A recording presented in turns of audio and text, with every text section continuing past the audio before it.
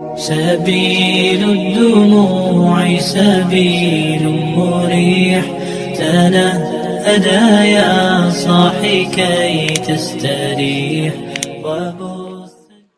أعوذ بالله من الشيطان الرجيم بسم الله الرحمن الرحيم الحمد لله رب العالمين والصلاة والسلام على أشرف المرسلين سيدنا ومولانا محمد صلى الله عليه وسلم وعلى آله وصحبه أجمعين اللهم افتح علينا بفتوح العارفين حكمتك وانصر علينا خزائن رحمتك برحمتك يا أرحم الراحمين اللهم نور قلوبنا بنور هدايتك كما نورت الأرض بنور شمسك أبدا أبدا اللهم انفعنا بما علمتنا وعلمنا ما ينفعنا وزدنا علما برحمتك يا أرحم الراحمين قالوا سبحانك لا علم لنا إلا ما علمتنا إنك أنت العليم الحكيم رب اشرح لي صدري ويسر لي أمري واحلل عقدة من لساني يفقهوا قولي ربنا إنك جامع الناس ليوم لا ريب فيه إن الله لا يخلف الميعاد ربنا افتح بيننا وبين قومنا بالحق وأنت خير الفاتحين والحمد لله رب العالمين قال المؤلف في هذا الكتاب رحمه الله تعالى ونفعنا بعلومه آمين بسم الله الرحمن الرحيم والصلاة sunnanuha qabla dukhuli fiha syai'ani al-adanu wa huwa lughatan al-i'lamu wa syar'an dzikrun maksusun al-i'lamu bidukhuli waqtin sholatin mafrudatin wa alfaduhu masna illa takbiru awwaluha fa arba'an ila akhirih sadaqallahul azim. Para jamaah kaum muslimin rahimakumullah. Pertama dan yang paling utama, marilah kita sama-sama panjatkan puja kali puji kehadirat Allah Rabbul Izzati, Zat yang telah melimpahkan rahmat dan berbagai aneka ragam nikmatnya kepada kita semua, terutama nikmat iman wal Islam serta nikmat sehat panjang umur. Sehingga alhamdulillah dengan nikmat tersebut kembali kita dapat berkumpul di tempat yang mulia menurut kacamata agama dalam rangka menggugurkan kewajiban kita sebagai umat muslim, yaitu thalibul ilmi. Mudah-mudahan kita berdoa kepada Allah, tidaklah kita keluar dari tempat ini melainkan Allah hapuskan dosa-dosa kita. Amin ya Allah ya Rabbal alamin. Salawat ma'asalam yang makrunan bita'dim, semoga senantiasa Allah sudah limpahkan kepada baginda Rasulullah Muhammad sallallahu alaihi wasallam, kepada keluarganya, kepada sahabatnya, termasuk kita semua sebagai umatnya yang senantiasa istiqomah, berusaha dan berupaya menjalankan atas segala syariat-syariatnya. Para bapak hadirin kaum muslimin rahimakumullah, dalam pertemuan ini kita akan membahas tentang sunnah-sunnah sebelum kita melaksanakan sunnah-sunnah sebelum kita melaksanakan ibadah sholat. Sunnah-sunnah sebelum kita melaksanakan ibadah sholat. Di sini Abu Suja menerangkan, was-sholatu sunnanuha qabla dukhuli fiha. Adapun sholat itu ada sunnah. Apa yang disebut sunnah? Sunnah itu ketika kita dilaksanakan mendapat ganjaran, ditinggalkan tidak mendapat dosa. Itu sunnah. Gitu ya. Sunnanuha qabla dukhuli fiha, sebelum masuk waktu sholat. Artinya sebelum masuk waktu sholat itu kita disunahkan dua perkara. Gitu ya. Sebelum masuk waktu sholat. Apa saja? Al-adanu, yang pertama adzan. Makanya awas Pak, ketika kita sholat dimanapun itu, kalau misalkan baru Allahu Akbar, kita nggak berjamaah langsung sholat di rumah, itu jangan dulu sholat Pak. Jangan dulu misalkan baru ada sholat asar, langsung sholat asar. Karena apa? Yang namanya adzan itu baru memberitahukan bahwa baru masuk waktunya sholat. Jangan langsung adzan. Jangan langsung sholat. Gitu ya. Jangan langsung sholat. gitu ya. Nah inilah sunnahnya. Yang pertama adzan. Apa yang disebut adzan? Telah kita bahas. Kembali kita bahas wa huwa lugatan al-iqlamu. Yang namanya adzan itu yaitu menurut lugat ada dua pendapat ulama. Menurut lugat yang dinamakan adzan itu al-iqlam, memberitahukan kepada orang bahwa masuk waktu zuhur, masuk waktu asar, masuk waktu maghrib, masuk waktu isya, masuk waktu subuh, diberitahukan. Gitu ya, makanya sunnah ketika ada adzan, tartibnya itu, adab-adabnya itu ketika ada adzan, usahakan yang sedang masalah duniawi, yang sedang mendengarkan musik, apalagi yang sedang mendengarkan apapun itu, apalagi musik, berhenti dulu Pak. Hargai yang ada, hargai masuk waktu sholat. Jauh daripada itu ketika kita punya urusan dunia, ya. Kalau kita kan urusan dunia itu tidak ada beresnya. Usahakan ketika mendengar suara adzan, lisan kita menjawab alhamdulillahirabbil alamin. Jangan ini kadang-kadang ibu-ibu di kampung nih, kira-kira di sini juga ada kayaknya. Allahu Akbar, ada dohor. Nggak kerasa dohor lagi aja. Itu rata-rata tuh. Kita juga kadang-kadang laki-laki ada kayak gitu tuh. Ngopi dohor. Gitu ya, ngobrol, tahu-tahu ngopi agak Allahu Akbar. Baru juga tadi dohor udah asar lagi aja. Baru juga tadi gitu. Bukannya alhamdulillah apa gitu ya. Alhamdulillah masuk waktu asar. Nah kalau bisa idza sami'tumud dina fayaqulu mislama yaqulul muadzin. Ketika kita mendengar suara adzan, ada baiknya kita mengucap apa yang diucapkan oleh si muadzin.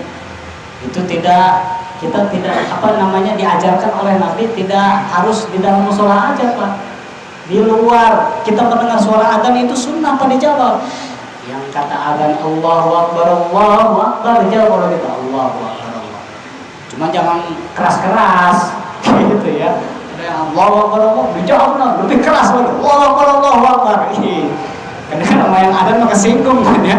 Saling tarung Pak gitu ya. Nah, jawab Allahu Akbar. Mislama yaqulul muadzin. Apapun yang diucapkan adzan ikutin. Allahu Akbar. Asyhadu an la ilaha illallah. Jawab kalau kita asyhadu an la ilaha illallah. Illa hayya 'ala tayen, terkecuali hayya 'ala tayen. Hayya 'ala shalah dua. Hayya 'ala shalah dan hayya 'ala falah. Kalau itu apa jawabannya? Fa yaqulu la haula wala quwwata illa billahil aliyyil azim. Nah, kalau hayya 'alas shalah jawab la haula wala quwwata illa billahil aliyyil azim. Jangan ngikutin hayyalus shalah seperti itu. Itu namanya kurang ngaji. Gitu ya. Jawab la haula wala quwwata illa billahil aliyyil azim. Apa sih artinya? Tidak ada daya upaya terkecuali dengan pertolongan Allah Subhanahu wa taala. Itulah. Ada lagi yang ngomong gitu ya. Saya belum bertemu keterangannya, cuma kadang-kadang ada. Nggak tahu di Jakarta, di kampung ada. Ketika hayya 'alal falah dijawab olehnya insyaallah la haula wala quwwata. Itu saya belum ketemu keterangan yang mengucapnya insyaallah. Memang secara makna kalau kita mengkaji hayya 'alal falah, mari menuju kemenangan. Dijawabnya insya Allah, tapi saya belum ketemu. Nah udah kita mengambil yang referensi illa hayya 'ala tayen fayaqulu la haula wala quwwata illa billahil aliyyil azim. Itu aja. Gitu ya. Nah inilah kembali adzan. Al-iqlamu memberitahukan kepada orang-orang bahwa masuk waktunya sholat. Nah ini secara lugat. Tapi secara makna di sini dijelaskan kayak mu'alif wa syar'an dzikrun makhsusun. Zikir, ada zikir tertentu lil i'lami yang sudah kita ketahui bidukhuli waqti sholatin mafruḍah, kalayan masuk waktunya sholat fardu. Nah, di mana di sini di tafsirannya? Di tafsirannya dijelaskan fal adanu haqqun lil fardi fil taqdimil mu'tadili. Jadi di sini sholat fardu itu, adzan itu hak dilakukan untuk khusus sholat fardu. Adapun sholat sunnah itu tidak dianjurkan adzan. Nah, bagaimana timbul pertanyaan, Pak Ustaz, saya nggak berjamaah nih, tapi mau sholat, itu lebih utama lebih utama adzan apa lebih utama qomat? Itu berbagai ulama berpendapat, Pak. Ada yang lebih utama adzan, ada yang lebih utama qomat, bahkan ada yang lebih utama lagi adzan dan qomat, meskipun sendiri. Ya. Mana-mana juga derajatnya sama, cuma yang lebih tinggi itu mendingan kita adzan daripada iqomah. Kenapa ganjarannya lebih gede Pak orang yang adzan? Bahkan kita pernah membahas pahala di antara orang yang berjamaah itu bukan si imam, bukan si makmum, melainkan siapa? Orang yang adzan, si muadzin. Itu lebih besar pahalanya, Pak. Makanya maaf, untuk perangkat mau sholat, untuk perangkat masjid gampang ngasih ke imam, ngasih ke orang yang adzan, Pak. Ngasih imbalan orang yang adzan. Kenapa? Si imam tidak mungkin datang kalau tidak ada yang manggil. Kalau tidak ada yang adzan, jajal, Pak. Contoh, saya jadi imam, udah tugasin sebulan Ustaz jadi imam. Si Ustaz juga mikir kalau nggak ada yang manggil sampai waktu nggak perlu sholat tuh. Gitu ya. Nah, jadi orang yang adzan itu ganjarannya lebih gede, lebih besar. Nah, inilah kembali. Jadi adzan menurut hukum adat, menurut lugat itu memberitahukan terhadap orang-orang sekitar bahwa masuk waktunya sholat. Wa alfadhuhu masna. Adapun pirang-pirang lapat-lapatnya itu adzan, yaitu masna, dua terkecuali yang takbir awal. Takbir yang awal itu fa'arba'u. Takbir yang awal itu meliputi 4 takbir. Nah, jadi adzan yang pertama itu 4 takbir. Awas ya anak-anak, kalau misalkan yang pertama itu takbirnya ada 4. Terakhir di sini akhiruhu fawahidah. Yang terakhir tauhidnya itu hanya sekali. Gitu ya. Nah, ini perlu kita kasih tahu dan perlu kita jelaskan. Yang kadang-kadang kan hanya kita tidak diajarkan adzan, langsung sholat aja, tidak diajarkan adab-adabannya adzan kan seperti ada di dongeng anak kecil, Pak.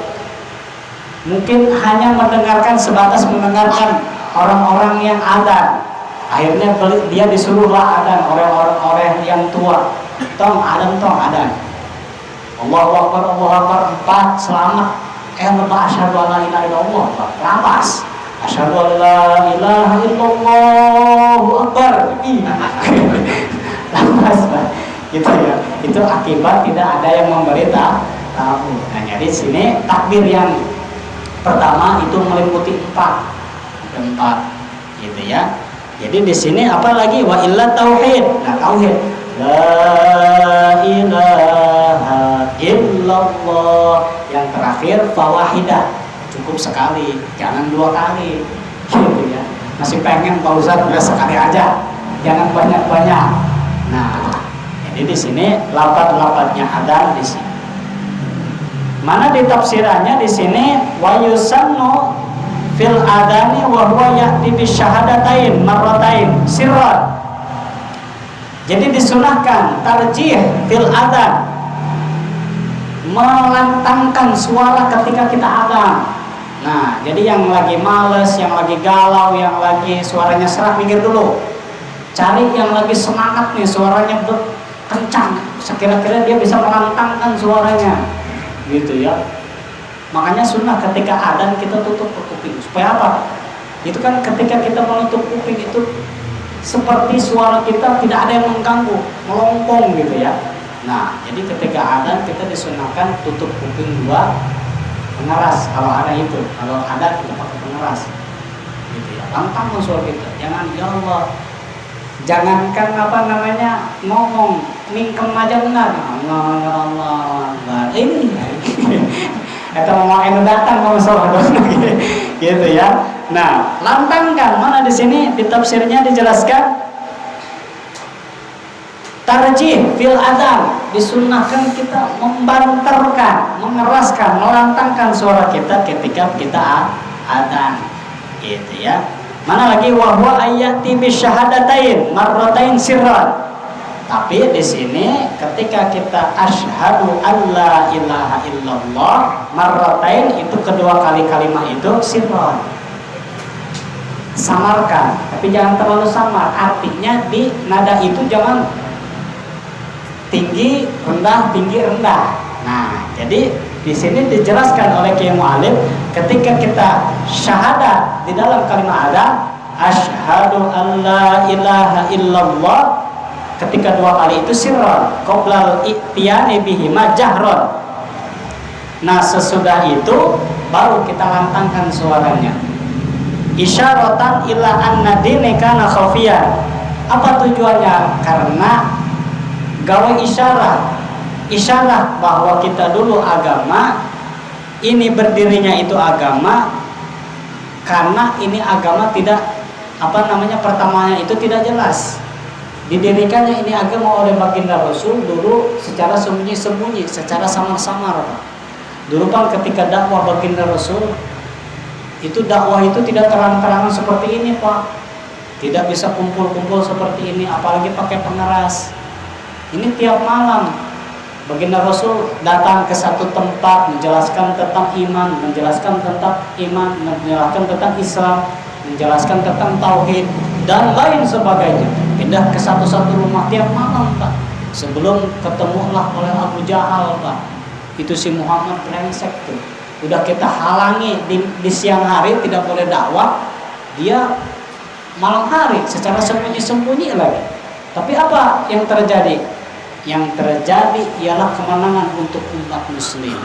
Itu di sini isyarat bahwa Islam dulunya agama didirikannya itu keadaan samar.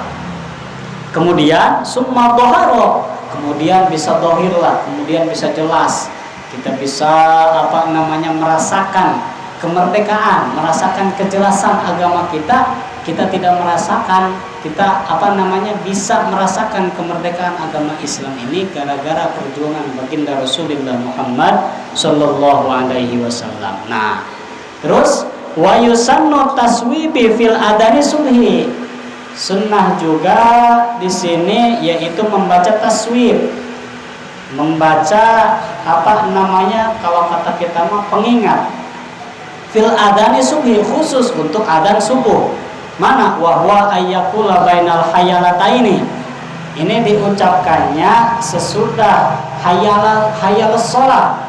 Mana as-sholatu khairum minan naum. Nah, jadi khusus adzan subuh itu ada pertambahan sesudah membaca hayal al-falah, sunnah membaca as-sholatu khairum minan naum. Itu untuk madhab Syafi'i khusus di Indonesia. Naum. Silakan Bapak pergi ke Timur Tengah. Itu kalau di Arab, di Turki dan lain sebagainya. Ini beda, Pak. As-sholatu khairum minan naum. Gitu. Hanya gitu, Pak. Nah kalau kita itu kan kalau mengkaji tajwid an-naum, nauma. As-sholatu khairum minan naumi. Itu kalau misalkan waqaf jadinya madlain, yang mana madlain ini minimal panjangnya itu 3 harokat. As-sholatu khairum minan naum, cukup 3 ketukan.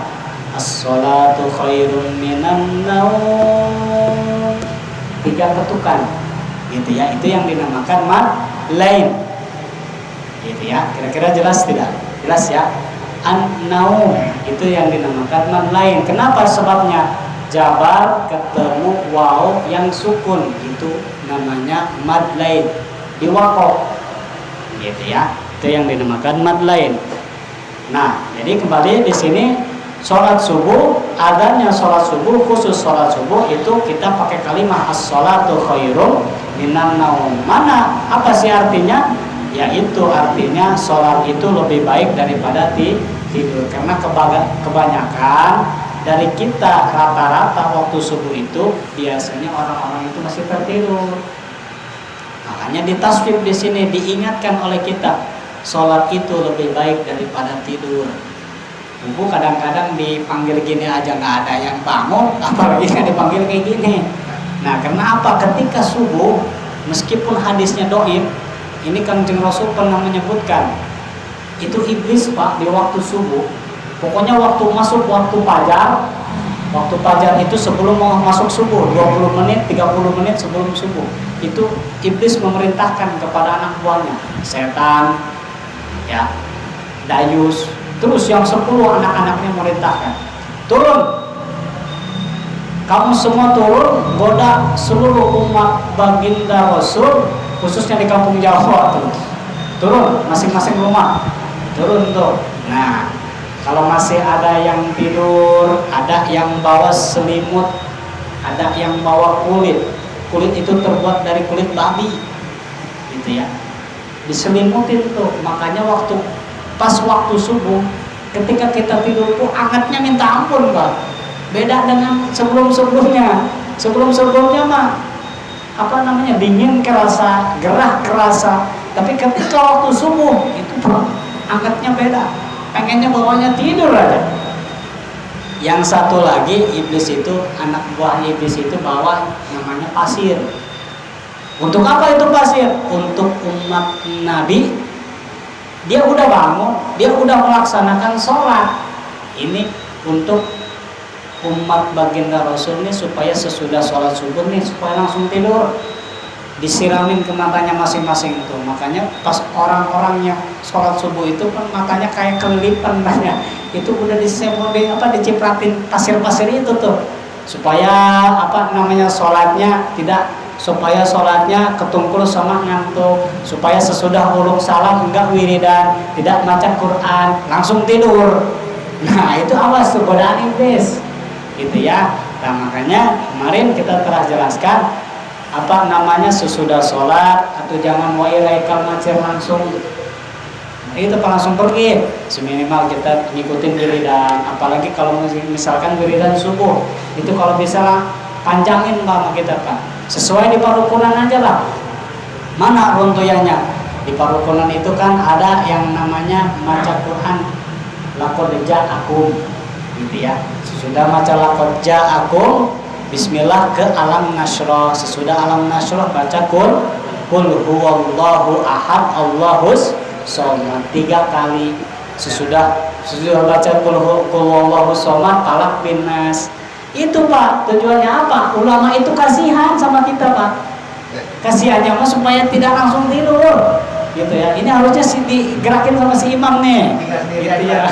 Tinggal sendirian ya. Nah makanya kata dongeng Asep Mubarok itu kan dijelaskannya, akhir zaman ini kita sulit mencari peserta amin. Tuh, kita kan nggak ngerti ya, apa sih peserta amin? Apa? Wiridan sholat itu kita susah nyari pesertanya. Padahal itu si makmum hanya timbang amin doang. Si imam yang berdoa, makmum yang amin, itu sama aja berdoa. Sulit zaman sekarang. Nah makanya yuk itu tuh makmurkan lagi tuh adat-adat orang tua dulu, gitu ya. Kita laksanakan wiridan. Kenapa Pan? Kita di kitab taklim kan sudah dijelaskan sama ulama, tidur sesudah subuh itu bisa mewarisi kemiskinan, gitu ya.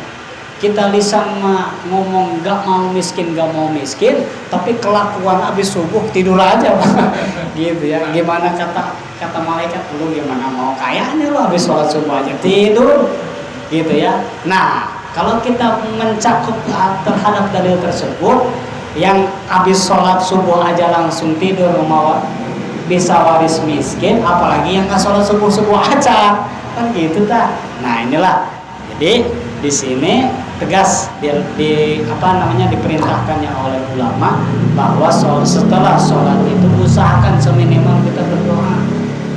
Karena apa? Karena di dalam ba'da sholatil maktubah itu tersimpan waktu diijabah. Ini apalagi sholat subuh. Mana lagi? Wal iqamatu wahia masdaru aqama.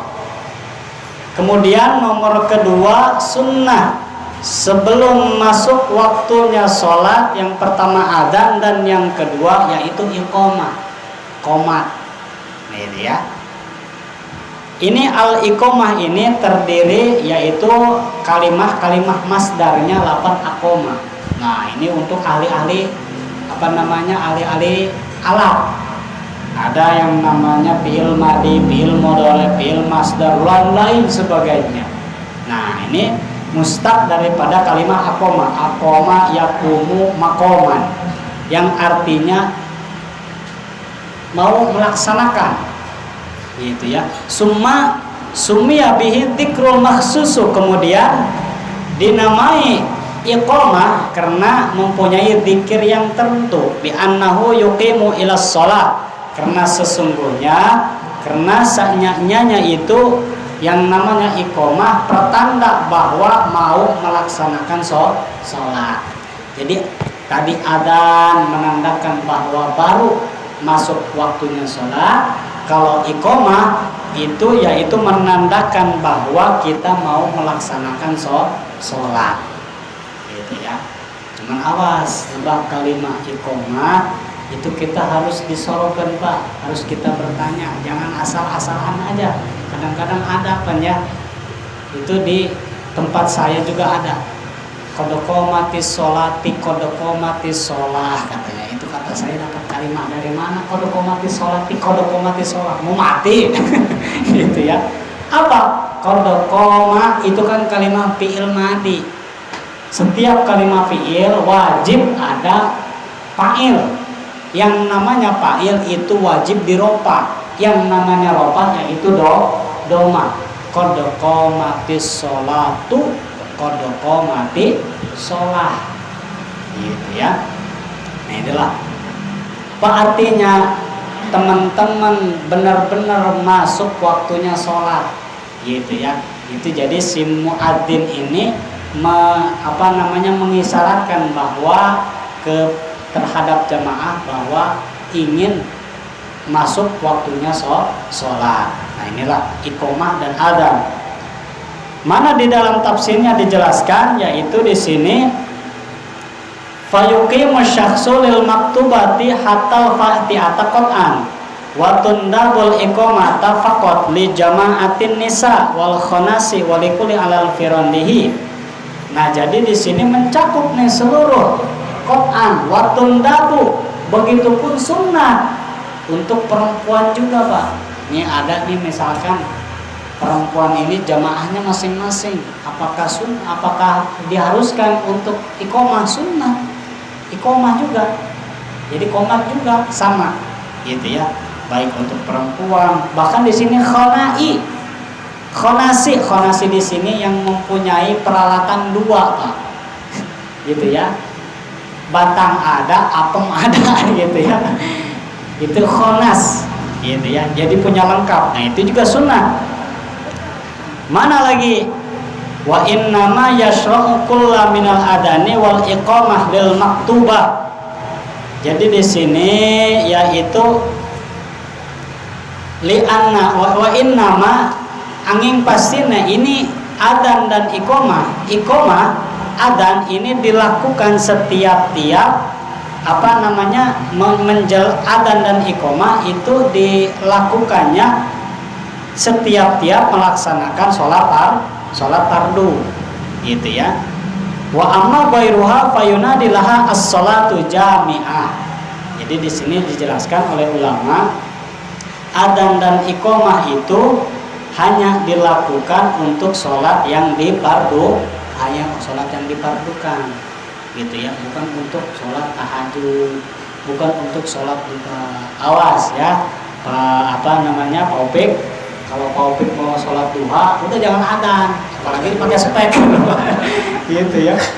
rajin aja mau pikir mau sholat duha ada bawa berongol ke jam 8 ini diomelin nih sama papan lu apa-apaan lu mau sholat jam segini mau adzan mau sholat duha ngajakin orang-orang nggak usah pakai adzan kuat aja gitu ya yuk sholat jamaah yuk gitu ya sholat jamaah duha gitu aja jangan pakai adzan tidak disunnahkan karena di sini hanya untuk sholat 5 waktu.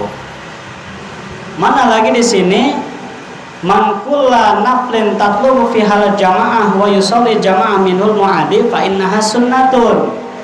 Nah, jadi sholat selain daripada sholat sunnah itu tidak disunnahkan. Adapun kita ingin adzan, silakan aja, cuman tadi jangan pakai pengeras, gitu ya. Itu kita aja sunnah. Gitu ya. Mana lagi fayunadi laha as-salatu jami'ah. Nah, adapun ketika melaksanakan sholat sunnah itu hanya kita cukup dengan as-salatu jami'atan. Nah, di sini dijelaskan oleh ulama awis sholatu aw hallimu ila sholati aw sholatu rahimakumullah. Nah, seperti bilal sholat Syawal, sholat lebaran 2, sholat Idul Fitri dan sholat Idul Adha. As-salatu jami'ah rahimakumullah. Cukup tuh. Itu tanda mau melaksanakan sholat sunnah. As-salatu jami'ah rahimakumullah. Itu cukup tuh dengan kalimat itu juga. Bahkan ada di dalam keterangannya kalau tidak salah di buku-buku khotib. Itu si Bilal baik sholat Jumat maupun sholat lebaran loro, lebaran 2 itu wajib sunnah memberitahukan kepada jemaah. Ma'asyiral muslimin wa zumratal mu'minin rahimakumullah, idza sa'idal khatibu ala mimbar. Itu kan hadis. Kalau tidak salah dari Abi Hurairah. Idza sa'idal khatibu ala mimbar summa khataba fala yatahaddasanna ahadukum wa may yatahaddas faqad lago wa mad lago fala jum'atalah angsitu wasma'u jami'a rahimakumullah. Itu harusnya diucapin tuh sama si muadzin sesudah adzan kedua. Karena apa? Selain memang kalau ada jamaah mustami ketika si khatib sedang melaksanakan khutbahannya tapi dia ngomong, Pak, itu tidak termasuk jumatan, Pak, naudzubillah. Makanya awas nih yang tidak tahu, yang sudah tahu udah jangan beritahu yang tidak tahu, gitu ya. Diam aja, posisi kita udah diam aja, gitu ya. Jangankan berbicara isyarat pun jangan, Pak, gitu ya. Jadi ketika si khatib khusyuk kita mendengarkan apa yang diucapkan oleh si khatib, gitu ya. Apa yang kalau misalkan si khatib sedang menjelaskan, sedang menerjemahkan apa-apa kalimat yang sedang jelaskan, sunnah kita mendengarkan.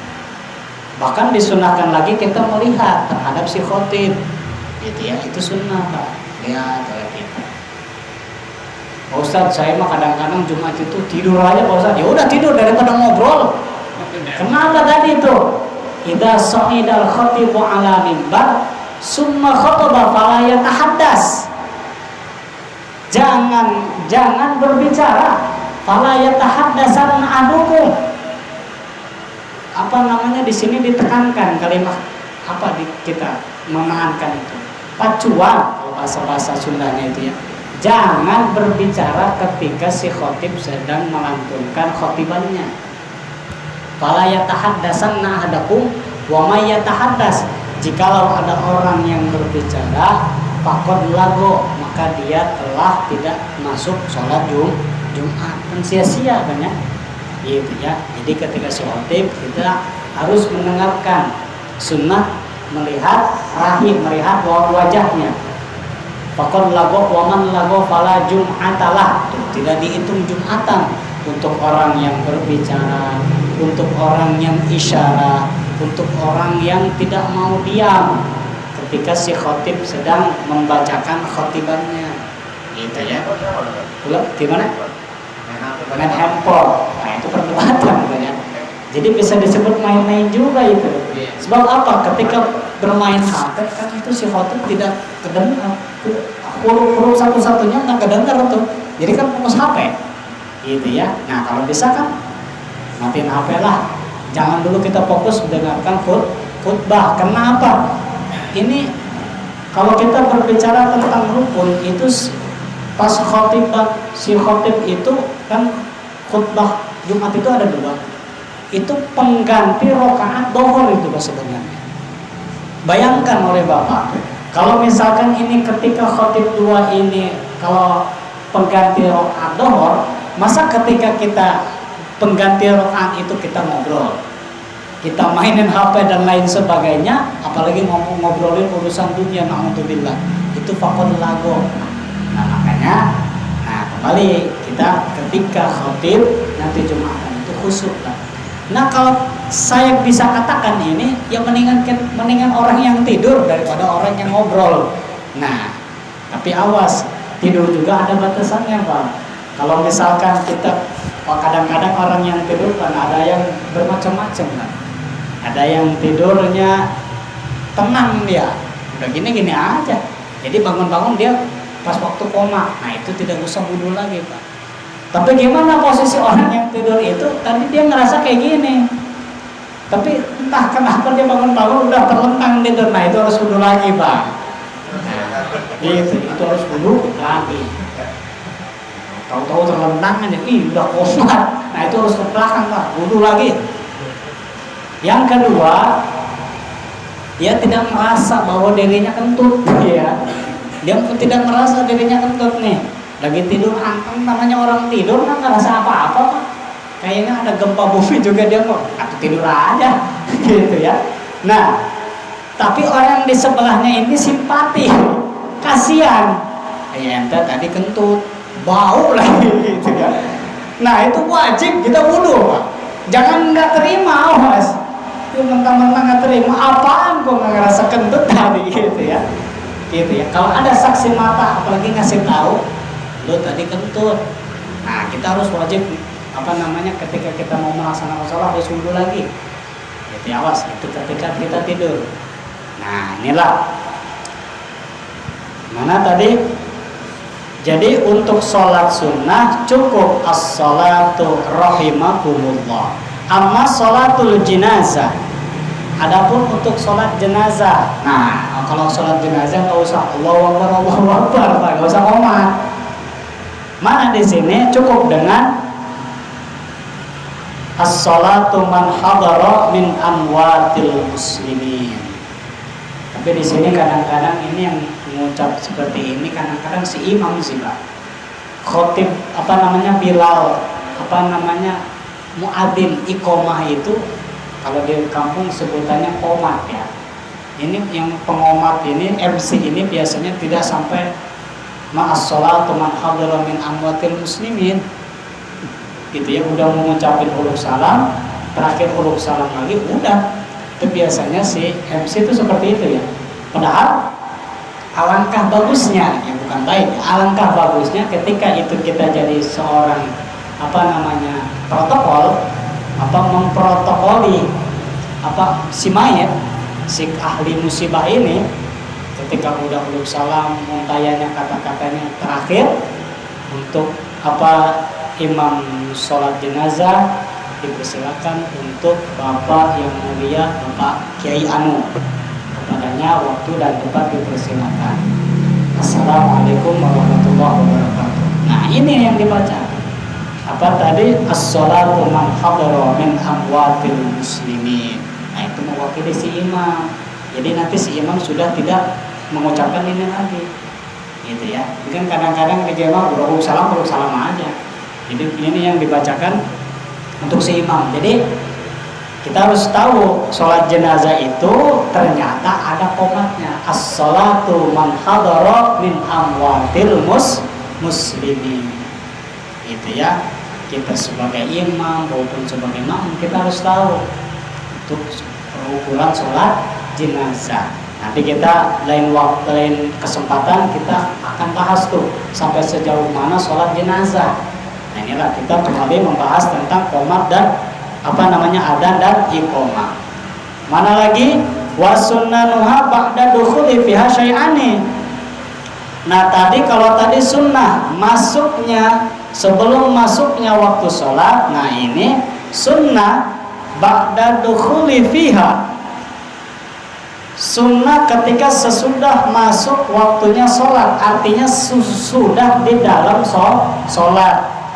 Itu ternyata ada dua, Pak. Nah di sini ulama menjelaskan nau'ani, ada dua warna. Yang pertama yaitu sunnah ab'adun, sunnah ab'ad. Yang kedua yaitu wahai'atun, yaitu sunnah hay'at. Nah, secara singkat nanti ke depan kita jelaskan. Kalau sunnah ab'ad, ketika kita meninggalkannya itu sunnah sujud sahwi. Awas, jadi di dalam sholat ini sunnah ini terbagi dua. Ada sunnah ab'ad, ada sunnah hay'at. Gitu ya. Jadi di atas rukun, abad ini di atas rukun. Kalau rukun itu wajib kita ganti, Pak. Contoh seperti Fatihah. Itu kalau kita meninggalkannya itu tidak termasuk rakaat. Kita masih ingat meninggalkan Fatihah rakaat pertama itu diganti oleh rakaat berikutnya. Jadi tidak dianggap rakaat orang yang melaksanakan sholat tidak menggunakan Al-Fatihah. Nah, kalau misalkan sholat abad, ketika kita meninggalkannya itu sunnah sujud sahwi. Mana diantaranya? Yang pertama at-tasyahudul awal, tahiyat awal. Ini ketika tadi nih melaksanakan sholat maghrib, lebah rakaat kedua lupa karena dipikirannya mikirin motor mulu kreditan, gitu ya. Nah, ketika rakaat kedua Allah langsung bangun, tidak tahiyat kedua. Ingat-ingat waktu rakaat ketiga ini. Tadi saya tidak melaksanakan sholat tasyahud awal. Nah, ini sunnah sujud syahwi. Gitu ya. Al-mutamasyilu ala sholati ala nabiyyi fihi wa qu'uduha wa yazadu ala sholati ala ali. Bahkan jauh daripada itu, bukan hanya tasyahud awal.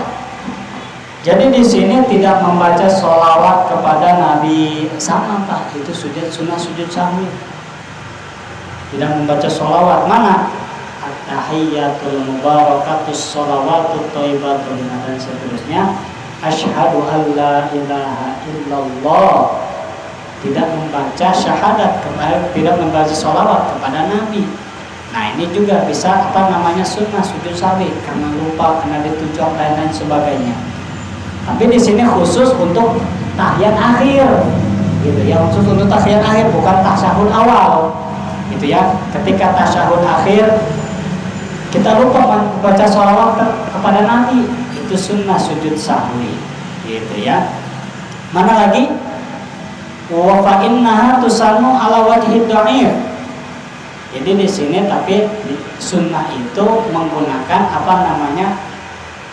referensi ulama dhaif, gitu ya. Itu kaul dhaif. Ketika kita membaca lupa membaca sholawat terhadap Nabi, membaca sholawat kepada Nabi itu kita lupa, meninggalkan sholawat kepada Nabi ketika tasyahud akhir itu sunnah sujud sahwi, itu adalah kaul dhaif. Gitu ya. Terus yang kedua yaitu sunnah di sini wasani al-qunut. Yang kedua yaitu kunut. Fi subhi kunut salat subuh. Nah, ketika si imam lupa, bagaimana posisinya Pak Ustaz?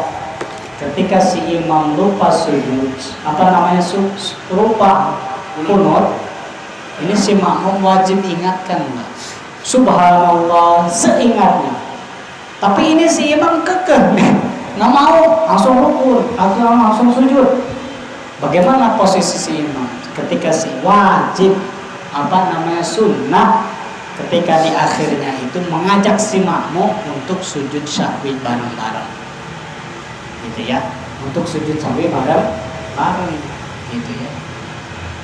Adapun kita misalkan ragu-ragu, yuk atau pisahkan aja dari sholat dari si makmum itu, kita auror, munfarid, memecahkan makmum, kita sholat sendiri, gitu ya. Ketika si makmum lupa membaca qunut, sudah diingatkan, subhanallah, subhanallah, subhanallah. Ini makmum udah sujudan, udah kita misah dari makmum, kita sholat sendiri, melaksanakan qunut sendiri.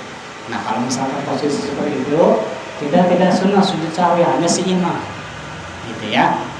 Nah inilah, jadi yang pertama tadi sunnah sesudah melaksanakan di dalam ibadah sholat itu ada dua. Mana yang pertama yaitu tasyahud awal, yang kedua yang kedua yaitu doa qunut.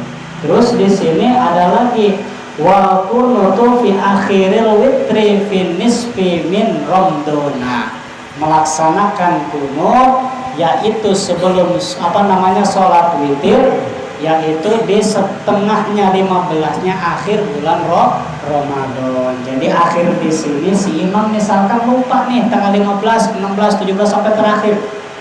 Ketika sudah witir yang terakhir, harusnya qunut, si imam lupa. Yang ingetin udah kenyang, tapi anger itu si imam tuh pengen sujud aja. Itu sunnah sujud sahwi. Nah inilah para jemaah kaum muslimin rahimakumullah, mudah-mudahan kita diberikan ilmu yang dimanfaatkan oleh Allah Subhanahu wa taala. Mudah-mudahan kita semua dipanjangkan umur yang berkah, diberikan turunan yang saleh terus salehah.